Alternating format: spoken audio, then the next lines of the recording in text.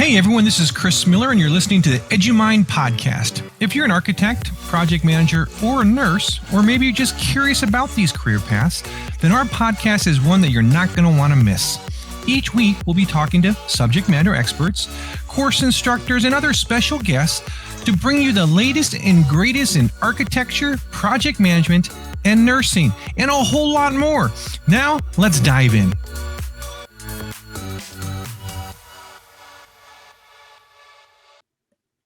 Hello, everyone, and welcome back to another exciting episode of the EduMind's weekly podcast. I'm your host, Chris Miller, and I got Jeanie Fan back with us today.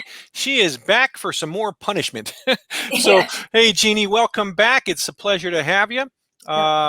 Maybe if you want to catch up some of the audience members on, a little bit about yourself before we dive into today's exciting topic on the challenges of earning the Axps credit in project and practice management. So Jeanie, take it away. Hi, everybody. Thanks for having me back. My name is Jeanie Fan. I'm an architect in New York, and I'm working in New York City, but my office base in Brooklyn. So there's all the cool things that have happened. The holiday season, Jeanie, New York's got to be a pretty cool place to be. A lot of decorations, probably getting some colder weather as we get into the later time of fall. So, we've had a lot of fun in the last 3 episodes talking about ARE. It's such a beast of an exam. There's a lot of things to kind of put under your belt before you go in and you take your division exams, whether it's your first one or your 6th one. So we've shared some exam tips, strategies. We've talked about, a lot of different aspects of the ARE. And one of the things we'd like to talk about today is the Axps credit. So what in the world is Axps credit? Okay, so the other part of kind of the 2 big component of getting licensed in the United States, is taking the ARE, and the other one is getting the Axps. And in the time that I've been in practice myself, this program itself has changed many times. And before, when I was doing it earlier on, actually I crossed where it was called IDP. So the new acronym stands for Architecture Experience Program. So it's like a total of 3,740 hours of kind of field experience that you are supposed to have track that to kind of also help you prepare for the ARE as well. And the format has changed quite a bit from when I started to now. I think every year they're trying to fine tune it, make it better, and also catching up with technology, because now you also have an app that you can quickly track your hours on the app. Before, when I was doing it, I was just logging online on an account and have to track it. But there's a lot of nuance to this. If you don't mind, Chris, I'm just gonna jump in. So please take the driving wheel. Yeah. So at one point, the IDP or / Axps is there's no time. So you work and you're in an office. You have approach a licensed architect, usually the principal of the office or someone that's in the managing position, to say, can you sign off my hours? And then they will agree, and then every time you have done some work and you go online, fill out the little form, what you're reporting on, what the sections and all that, and they get an email, and then they click through the link and say, approve, this person has, 10 hour on a CD set, and that's, the building up their experience on that part of it. And so you do that whenever you want. And when I started, there's no time limit. I can report a time I did 4 years ago or 2 days ago. Then at around 2010, then it switches so that you have to report every 6 months. So if you don't report the 6 month work experience you have within the 2 month period, some of that expires or only count half the time that you actually spent. so it was very difficult that you have to keep on track of it. People always forget, and also it also a lot of work for the mentor as well, because they have to go approve it right away and all that. So this is all the kind of the logistic of doing the ASP. But backtrack a little bit, going the ASP, actually they also divide into different sections of area, then you get experience in. And the latest version is actually follow the ARE's divisions. So they have practice management, project management, that all the things that you should be kind of get acquainted to, exposed to, and that helps you with the design. And before, it was more like following the architectural practice of pre-design or project. The division was not lined up with the ARE topics. So that's a lot of information. That's like throwing it out there. Just I appreciate you breaking it down and kind of giving us an overview of what AXP is. What is the portfolio method versus the hourly method? Can you expand on that? So what I kind of talked about just now, that's the hourly method, that you can how much time you have worked on a certain aspect of a project, and then you submit the hours and your mentor approves. But I think there may be enough kind of complaints of people saying that this is too much to track. But some people, like myself, when I started taking the ARE, I had to work a lot, but I wasn't tracking those hours. They're like, I cannot just be that part of it holding me up, because 3,740 hours, like another 3-4 years to maybe I can finish my ARE exams in a year, but then that was getting those hour pool will be holding you back from getting the whole license process going. So I think they come up with this whole portfolio solution is if you gather enough documentation and someone kind of supports you, kind of certify that you did all these you have all this experience, they will give you your hours at a lump sum. Like say, okay, maybe they have proof that they have all this experience that we require, and they have passed all the ARE, and now they can go the submit everything, the transmittal to your state board, and then get licensed. So I think that's the difference between the portfolio and the hours. Well, thank you for explaining and breaking those two down. I mean, it would be tough, right? You just finished your 6th exam, and all of a sudden you're like, whoa, I only have 1,700 hours, and now you got to accumulate another 2,000 hours. But now you have the portfolio method as well. I encounter that because, again, also AXP has slightly different for every state. New York has extra hour beyond the 3,740. So actually, after I passed, I was tracking on my hours. I'm like, okay, that's done. And then I'll take my exams. And after I pass, I'm like about to actually go to my NCAR record and try to submit everything. I was like, wait, I was like 300 hours short. I was like, where did that come from? It was also something New York added in 2016 or 17. I was so sure that I finished all my hours, and then after I finished all my exam, there was just a couple months, how do I make the 300 hour makeup for all that? And so that I encountered that myself. Just so it's another, besides studying for exam, get that started early. Wow, yeah, that would be quite a shock, right? You're like, hey, I got my 3740, I'm ready to roll, and all of a sudden you find out, oh man, I got another 300 to go. Yeah, I don't know what was that kind of all came out, but it was a little shock to me, and so I have to wait.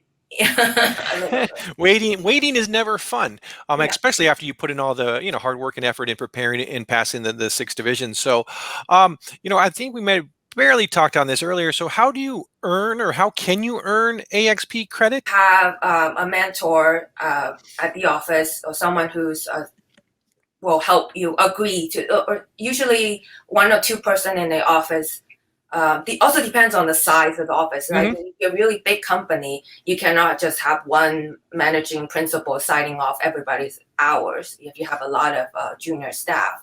Right. So it's based on every office structure. And when a very small office, it's just someone that you immediately work with, approach them and say, I'm pursuing my licensure. I need someone to sign off my XP hour. Will you be my mentor? And then they can. They have to be a licensed architect though. Oh, that's good to know. Yeah, because actually I encountered that too. Like we talked about, a lot of people have been practicing architecture without a license. Inside an office is fine because they are not stamping the drawing. So the office has a structure working, And so when you approach your mentor, you you ask them and they will let you know, actually, I cannot sign off your hour, and it'll have to be someone else to sign off the hour. Well, it's good to know ahead of time too. Yeah. Absolutely. So, when you had just mentioned that, hey, you finished your 6 ARE divisions, you were going to, get ready to go to the NCARB record. So how do you create your NCARB record? Just like signing up like any account these days now. And I also kind of looked it up. The fee has gone up. I was like, oh my God, it's really daunting for anyone getting out of school, just like trying to get things going, right? I remember when I started, it was like one small fee, and then it covered the first 3 years. So if you finish all your exam, and then you got like kind of discount to get everything going. But then after the 3 years, if you have not started your exam, you have to keep your record open. Then you pay an annual fee. And now, I think now it's $100 to start, and then there's an annual fee. Oh wow! You have to pay right away, not the 3 year grace period. I'm like, oh my God, they got rid of that. The fees add up. Yeah, the fees add up. And then I think, and this I can also segue into talking about, I think lots of people ask me, how do you even afford to take the ARE? Because each division is $230 some. Getting your IDP, your AXP things going and paying the annual fee and the study material. And then I think this is no great answer to it. It's just a balance. I found that in bigger companies, the resources is more. Because actually, like in the big company, like they actually buy the study material for the staff, and they have a library where people will check them out. So you just have to get to that booklet before someone else gets to it. Yeah, it's like going to the library. Yeah, so that's helpful. That working at a bigger company, the study material, and also you have your peers, you have your study group. It's helpful that way. And some of them most of them don't really help you to pay for the exam, because at the end it's your own benefit. But they will say maybe you get that day off. It's like a pay day off. You go take exam. I think that's a very fair trade, because whatever you learn and taking an exam will make you a better employee, architect practicing in the office. However, in a bigger company, because it's so the task is so more divisionalized and spread out, it's harder to get your AXP hours sometimes, because you may just be, you just be always doing rendering, updating plans and elevation. It'll take you a few years to break into the, getting exposed to management, contract language, and all that. Then now let's switch to the smaller office. Smaller office, you don't get that much resources, because they don't have that money to just buy all those books and loan it to everybody. They don't have that many people to be using them. Right. However, I find that, just watching and my own experience, getting your AXP hour, that's a lot easier. Because when you're small, everybody just wear different hats. You get thrown into all different positions, getting exposed to all levels of a project. So in that way, it's helpful. So that's, I encounter this a lot when people ask about how do you get, move any part of the process along. Right. A lot of juggling. No, it makes sense. And, make sure, checking to see what resources are available is great. I see some pros and cons for both, right? Larger firms may be less costly for you because study materials are available, but the AXP hours are harder to come by. Yeah. Smaller firm, you may have to purchase the materials on your own, but the hours are easier to come by. So I think there's a pretty good trade-off there. Both comes with their own pluses and minuses. So could you give me a few examples of the 96 tasks that a licensure candidate should know to practice architecture independently? Yeah, I tried to scroll through yesterday. What exactly are very specific tasks? It's pretty much pretty general. And actually what I found yesterday when now they had lined up the division and the experience section with the ARE, I was like, this actually becomes a pretty nice study guide. I don't think I can name anything off the top of my head, but something like under the construction document section will be like, know how to coordinate with your consultants. So that'll be one task. And then something that you have to know and it'll be tested on the exam. Okay. So I think actually in terms of another way the study guides are looking through all that checklist, and that kind of can guide you to area to look into as well. So that makes sense. Yeah. Well, thank you, Jeanie, for sharing that. So got a question. So what is the difference between experience setting A and experience setting O? A is for experience that you accumulated in an architecture office. And then O will be anything that's outside a architecture office. Like they sometimes have under electives.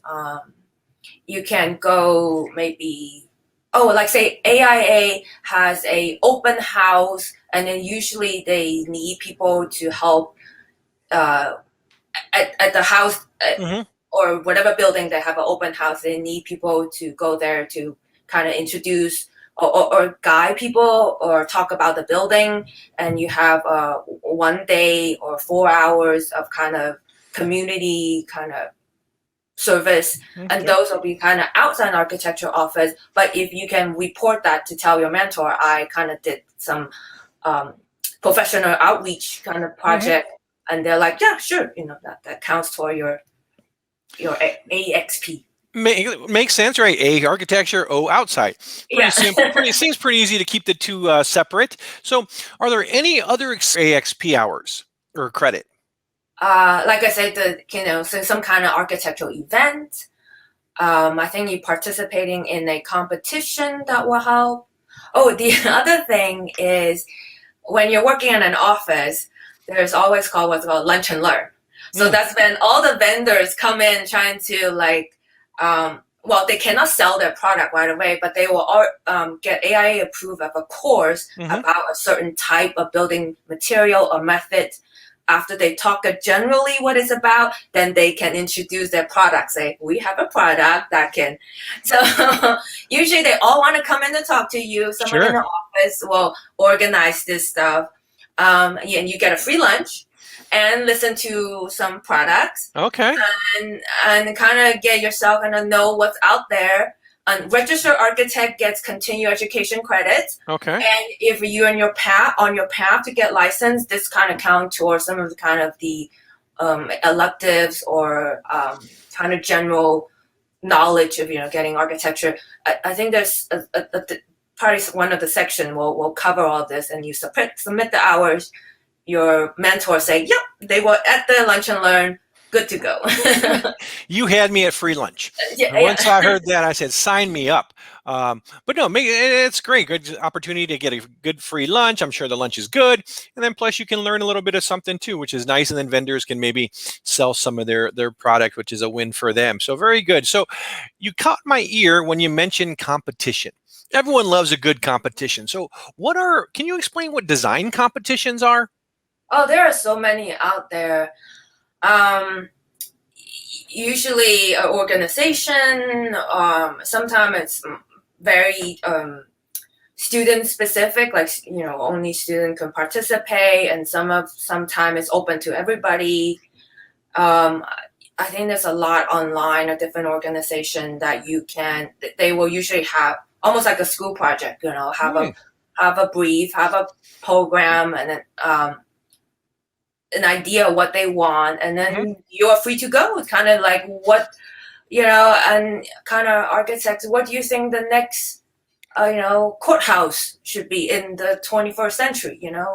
Actually, it's something I think that we should read. What is a courthouse now in Right. new generation? Yeah, so No, there's a I Yeah, all right. Well, hey, thanks for sharing that. So, we talked about AXPs, we've talked about some continuing ed. Can you cross them over? So, does continuing education count towards your AXPs or no?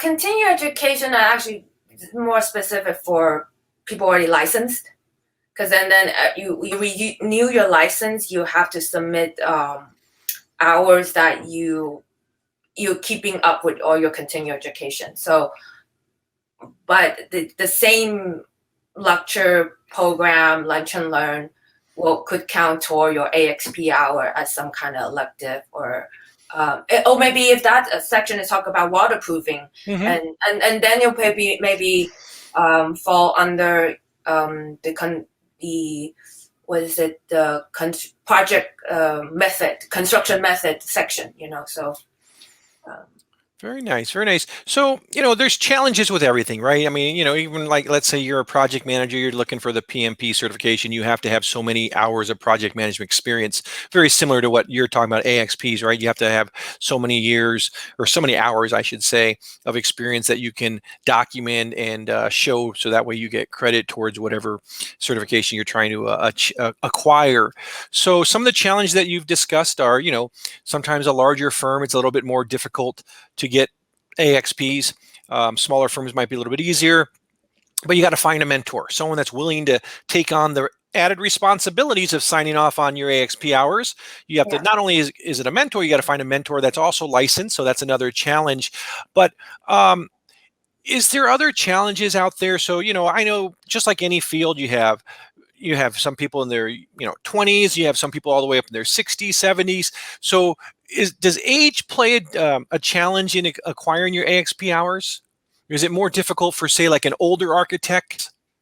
um I think this is actually really personally driven. If you want it, you'll make it happen. I think usually after people have practiced a while, they just like, yeah, I don't want to bother with it, or they feel like just you know uncomfortable approaching another peer, will be, to say, can you sign off on my hours? But I think that's why the portfolio method comes in. If I Mm, think now, then for the older candidates who just like, I have done this long enough. Come on, don't make me go do this another 3, 4 years of tracking my hours. Really, right, here's right. like a stack of 10 CD sets and project completion. I can do this. So I think that's where the portfolio method comes in. Then for the people who just graduated out of schools, and then it's kind of as you work, and then it's also nice to have a mentor kind of guide you, to help you, and then watch, listen and watch. That's always because like how they handle a situation. Right. Yeah. And I think a lot of people who's very got out of school very eager trying to get licensed, and they always kind of have difficulty getting the project management credit. And that it is true. Then that kind of also falls into a bigger firm. You just harder to get a role Hmm. in a project management position. But I think it's also possible is you tell your mentor, say, I'm actively pursuing this. Can you help me out? Hmm. Like take me to one of the job site visits. Hmm. Like I just want to get exposed to this. Don't try to approach it like, give me a project to manage. Actually, you probably don't want to do that. Like after a while, I was like, you know what? I want to go back to those days where I can just like draft and design and work. Set, like project management. That's just very tricky. Yes. And at the end of the day, it's not even the architecture that's complicated or anything. After a while, you kind of those have settled into a certain way things that happen. It's actually dealing with a different personality. Owner's rep, consultants, contractor. There's so many personalities to deal with. So just talk to your mentor, say, this is something I'm actively pursuing. Help me out. Take me to a job site, or kind of offer every time you hear like, oh, on the calendar, a job site coming. Can I come for the first, an hour, 20 minutes? If something is close by, definitely, offer that. If something is far, maybe, can I drive? Can I drive you? So kind of trade off to show. I think if you show your eagerness that you actually want this, and then your mentor, hopefully select a good one, and that will actually, it's also our fiduciary, responsibility to help the next generation to bring them there. So they should help you. Yeah, I agree. Great advice, and I think, we've had like I said, this is our 4th podcast together. We've talked about a lot of different things, but I think one of the common themes that we've had is, if you want it, go get it. I can't say, hey, Jeanie, you should go take the ARE, right? If you don't want to do it, or if your mindset isn't doing it, it's not going to happen. But when you realize, hey, this is what I want to do, you're going to make it happen. And it's the same thing with AXPs, right? Go chase down a mentor, go, like you said, offer to go to a work site, or even drive someone to the work site to pick it up. So there's all obstacles that if you want it bad enough, you're going to find a way to overcome it. I do like the idea behind the, like if you are an older architect that's been doing it for 30 years, the portfolio method is built for you, basically. So that's great. I know as our time is winding down today, time flies. So one thing though, too, is like, we've talked about a lot of different aspects of the ARE exam. And they all, like I said, they all have their own sets of challenges. But I think when it comes to the AXP credits, it's a little bit different, because like, if you think about it, preparing for an exam, let's say you self-study, you take a division exam and you fail it, you could maybe take a review course or get different materials, practice test, overcome that. There's no real waiting game. But with AXP credits, if you don't do the portfolio method, you can't speed them up. 3,700 hours is 3,700 hours, right? You can't be like, oh, well, I wish we could speed time up. Sometimes I wish we could slow it down. But so AXP, I think, has been one of the more challenging topics that we've discussed, because it's like a waiting game. If you're, I don't want to say if you're lucky enough, but if you are an older architect that has, 20, 30 years, you have an alternative method that you can probably go down, which is a portfolio. But if you're, a recent grad, you're right. You got to earn those AXPs, because a portfolio it's not possible for you. Another thing I kind of laugh about too is, you have something, when it comes to project management, you're right. Sometimes I wish I could go back to the days where I'm responsible for one thing, like you said, design or drawings, or, maybe I'm in charge of procurement. Everybody is so anxious to manage a project, but there's so many moving parts involved, and you're responsible for all of it. And so, I would love to go back to the days where I'm like, all right, hey, here's my piece. Here you go, and turn it over to the project manager. So, it's be careful what you wish for is often a common thing we see. So, no, interesting topic, I think, the AXP, and the journey to ARE is such a long journey. I'm not just talking, in the duration of the time, but it's 6 exams. So it's like a marathon. You can treat it as a sprint, but you still got to get through 6 hurdles. So that's why, I know we spend a lot of time, this is our 4th podcast, more or less, talking about the ARE, but there's just so many things that people need to be aware of, even before you go to show up to take the exam. And Jeanie, I appreciate you spending the last 4 with me, and helping the audience kind of get a better idea of the overall picture. It's not just simple enough to where you go, sign up for an exam and take it. There's these little nuances or intricacies that you have to make sure of. As I have in the last 3 podcasts with you, I always try to end the podcast with something, asking about something about New York. I know Thanksgiving's coming up here at the end of the month. Is the Macy Day Parade still happening? And have you ever been to one? No. I watch it on TV. The other thing I noticed is, like, I got to New York when I'm already in my 30s. It's very different when you get to New York in your 20s or in your 30s. In your 20s, you go out and explore. In your 30s, you're like, I'm here for the grind. Like, figure it out, I think that was the biggest difference. You're like, okay, what is my path? What I want to get accomplished here? So I missed out some of the fun, but No, you're absolutely right though. Like, it's like the Big Apple is this like mystic place to a lot of people, right? They always want to go visit there, or a lot of them want to go live there.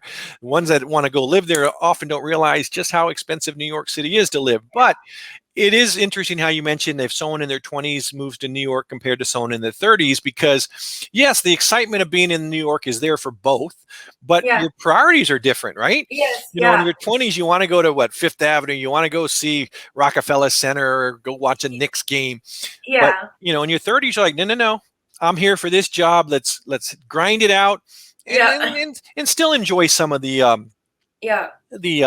I guess the finer things that New York has to bring. So it is interesting that you mentioned that too, because same thing I see when I go to LA.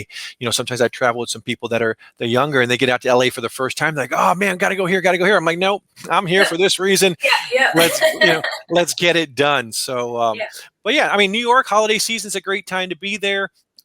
Jeanie, I'd love to have you back again. We can, there's so many different things we can talk about when it comes to architecture. It's not just ARE. It's, we can talk building designs, different types of structures. Sure. So would love to have you back, Jeanie. Great, thank you. But if I don't talk to you before, have a wonderful Thanksgiving holiday. Eat some turkey, get out and enjoy the New York weather. And for the rest of you out there, we'll see you next week. And thanks for tuning in today.